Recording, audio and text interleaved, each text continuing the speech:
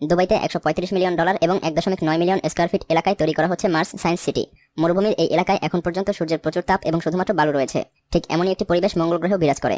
মঙ্গল গ্রহে বসবাসের পূর্বে দুবাইয়ের এই মার্স সিটিতে প্রথমে প্রশিক্ষণ দেওয়া হবে।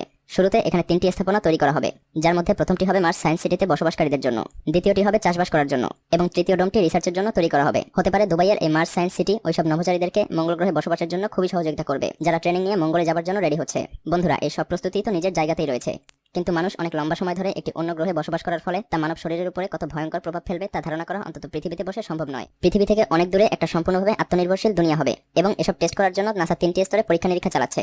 ইন্টারন্যাশনাল স্পেস সেন্টারে পরীক্ষা, মহাশূন্যে পরীক্ষামূলকভাবে থাকা যাত্রীদের জন্য সেখানে খাবার, পানি এবং অন্যান্য প্রয়োজনীয় জিনিস পাঠিয়ে দেওয়া হচ্ছে এবং সেগুলোকে পৃথিবী থেকেই তাদের জন্য মহাশূন্যে পাঠানো হচ্ছে। এখন পর্যন্ত এখানে এটাই পরীক্ষা চালানো হচ্ছে যে মহাশূন্যে কিভাবে নিজের প্রয়োজনগুলোকে পূরণ করে আত্মনির্ভরশীল হওয়া যায়। সিসলুনার স্পেসের প্রশিক্ষণ, মহাশূন্যের এই জাতিদেরকে সিসলুনার স্পেস, চাঁদের কক্ষপথ এবং আশেপাশের কক্ষপথগুলোতে প্রশিক্ষণ দেওয়া হবে।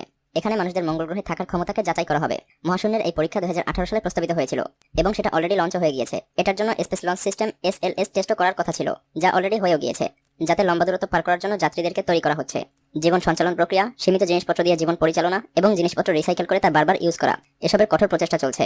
পৃথিবী থেকে নির্ভরশীলতা পুরোপুরিভাবে শেষ করে দেওয়ার সাথে সাথে মহাশূন্যে বসবাসের জন্য জিনিসপত্র আবিষ্কারের চেষ্টাও খুবই গুরুত্বের সাথে করা হচ্ছে। এই পৃথিবী কি আমাদের দুনিয়া? আমরা যদি চাঁদ বা মঙ্গলে যেয়ে বসবাস করা শুরু করি, তাহলে কি সেটাকে আমাদের দুনিয়া বলা যায়? আমেরিকার স্পেস এজেন্সি নাসা মনে করে তারা আসন্ন 25 বছরের মধ্যেই মানুষকে মঙ্গল গ্রহে স্থানান্তর করতে পারবে। এখন পর্যন্ত মানুষের বসবাসের জন্য মঙ্গল গ্রহের সবথেকে বড় অসুবিধা হলো সেখানকার জলবায়ু, যার কারণে মানুষের দৃষ্টিশক্তি পর্যন্ত চলে যেতে পারে, হাড়ের ওজন কমে যেতে পারে। আর এজন্যই ওখানে স্থানান্তর হবার আগেই এসব সমস্যার সমাধান বের করতে হবে।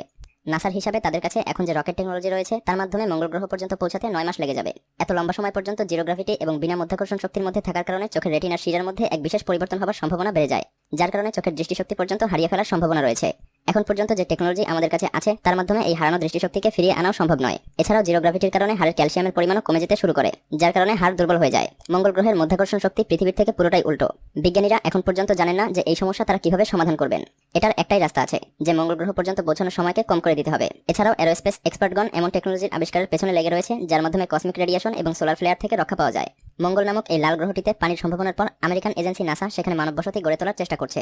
তাদের চেষ্টা, তারা এমনভাবে সেখানে মানব বসতি তৈরি করবে যাতে সেখানে বসবাসকৃত মানুষ সম্পূর্ণভাবে সেখানকার পরিবেশের উপরে নির্ভর করে বাঁচতে পারে। পৃথিবী থেকে সর্বশেষে এটা নিশ্চিত করতে হবে যে মঙ্গলে বসবাসের জন্য পৃথিবী থেকে প্রাপ্ত জিনিসপত্রের উপরে নির্ভরশীলতা পুরোপুরিভাবে বন্ধ করতে হবে। মঙ্গল গ্রহের কক্ষপথ এবং তার চাঁদে মানুষ পাঠানো হবে এবং সেখানে এমন এনভায়রনমেন্ট ক্রিয়েট করতে হবে যাতে সেখানে মানুষ বংশবিস্তার করতে পারে। এটা একটা খুবই বড় ইম্পর্টেন্ট স্টেপ হবে মানুষের জন্য। মঙ্গলের মাটি থেকেই খাদ্য, বস্ত্র, অক্সিজেন এবং নির্মাণ সামগ্রী বানানো, এটাও খুবই একটা বড় স্টেপ হতে যাচ্ছে আমাদের জন্য। 20 মিনিটের মধ্যে পৃথিবীতে ডেটা পাঠানোর জন্য উন্নত যোগাযোগ ব্যবস্থাও তৈরি করতে হবে, আর এটা থেকে বড় চ্যালেঞ্জিং বিষয় আর কিছুই হতে পারে না। রিসেন্টলি নাসা কিছু কম্পিউটার জেনারেটেড ইমেজেস প্রকাশ করেছে। ছবিতে দেখা যাচ্ছে সেসব ডিজাইনকে, যা নাসা আমাদের জন্য প্রপোজ করেছে মঙ্গলে বসবাসের জন্য এরকম ঘর তৈরির জন্য। এই সিলিন্ডারের মতো ইমারত যা আপনি এখন স্ক্রিনে দেখছেন, এটা মঙ্গল গ্রহে তৈরির জন্য একটি ঘরের মডেল। AI স্পেস ফ্যাক্টরি এটা ডিজাইন করেছে এবং এগুলোর নাম দেওয়া হয়েছে মার্সা। মার্সার প্রত্যেকটি ঘরেই একটি করে জানালা রয়েছে। সব জানালাগুলোকে একসাথে মিশিয়ে দিলে আপনার আশেপাশের 360 ডিগ্রি ভিউ দেখা যাবে। কঠোর হাওয়া এবং রেডিয়েশন থেকে বাঁচার জন্য মার্সায় এক ধরনের বিশেষ কেস লাগানো হয়েছে। সেই সাথে পৃথিবী থেকে দূরে বসবাস করায় একাকিত্ব দূর করার জন্য এর ভেতরে এমন লাইট লাগানো হয়েছে যা পৃথিবীর আলোর মতোই দেখায়। এটা শুরু করার আগে যদিও একটি খুবই উন্নত মানের টেস্ট করা হয়েছিল দুবাইতে। এখন এটা আমাদের জন্য চিন্তার বিষয় যে ফার্স্ট মার্স ম্যান মিশন মানব ইতিহাসের সবথেকে বড় সফলতা হবে, নাকি এই মার্স মিশন মানব ইতিহাসে একটি সুইসাইড মিশন হিসেবে স্মরণ করা হবে এবং সবকিছুই এখানে শেষ হয়ে যাবে। আপনার কি মনে হয়? কি